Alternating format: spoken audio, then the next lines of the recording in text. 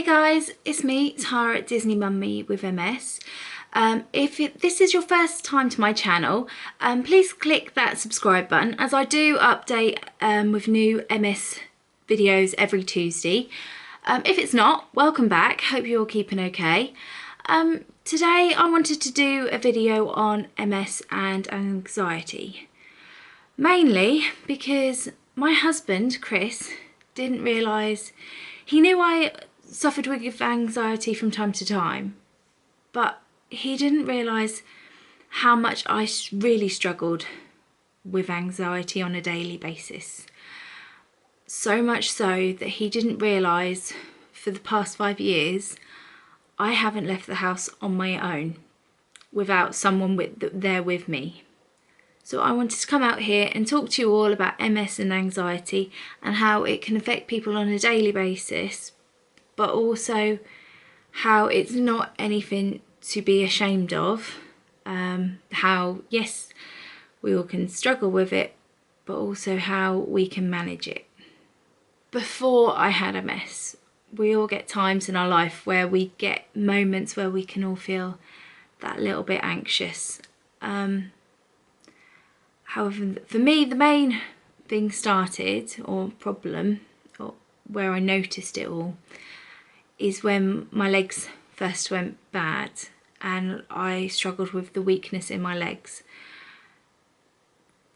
Off the back of that then made me feel really self-conscious and put that worry in my head. Well, what happens if something happens to me if I was on my own? Well, what happens if I am on my own? Because I was, oh God, this was years ago, I was pushing the pram. Poppy was a little baby and we were walking to Italy back from nursery one day and my legs gave way.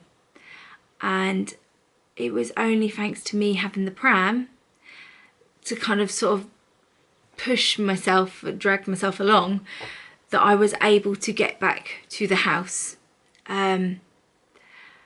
So ever since that day, I've always had that worry. Well, what happens if I am on my own and something happens? So then it became a point of, I would make sure I always had someone with me. So I would always have Chris there with me, or I'd have a friend there with me, or I physically just wouldn't go out. So it was from then I started to notice it wasn't just happening every now and again, it was becoming a permanent thing in my life. But again, like I said, my husband Chris never realised, I suppose no one really did, that I had these worries until I mentioned it to Chris the other day, which is kind of why I wanted to do this video. As well as suffering with the anxiety, I was finding it was affecting my sleep as well. I would suffer with insomnia. I would also that would then lead to me struggling with fatigue, that would then struggle with MS pain. So it was becoming like this horrible vicious circle, and then off the back of that I would then close myself in and wouldn't go out even more. Yeah.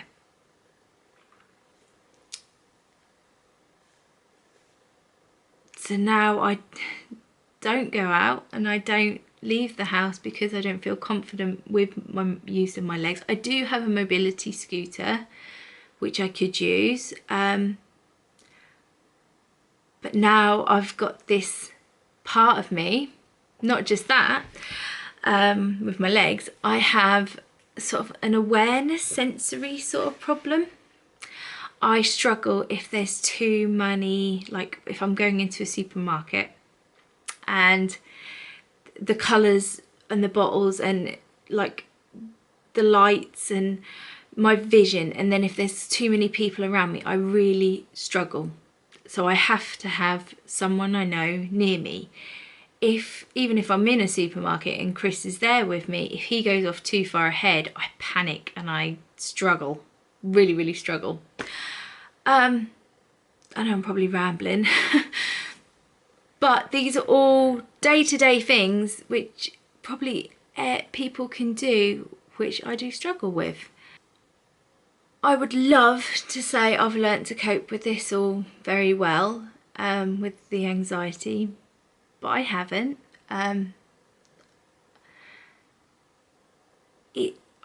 Because of it, it has led to me getting depression. It has led to me losing a lot of friends, because rather than go out and meet up with friends, I would cancel plans. I would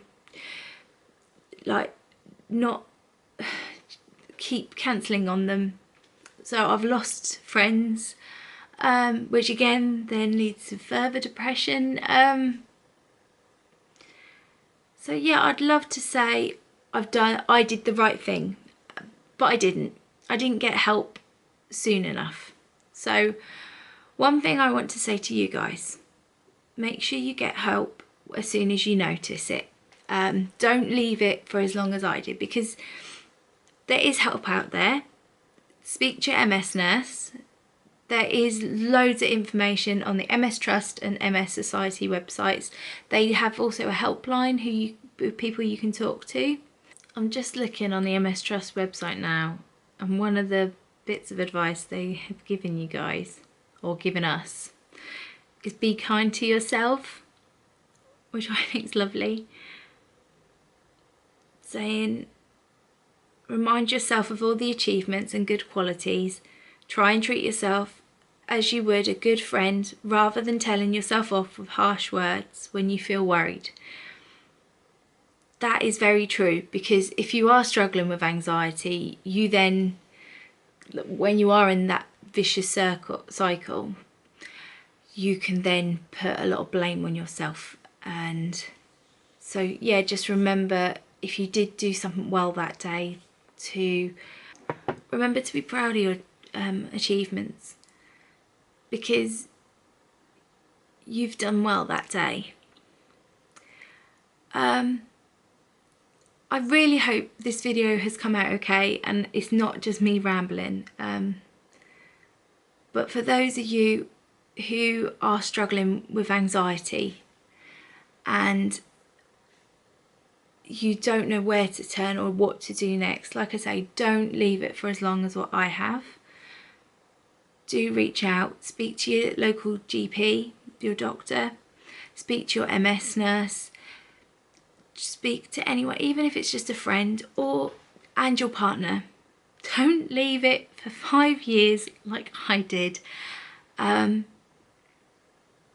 because now that like I say, because of how I reacted, I got myself in quite a dark place.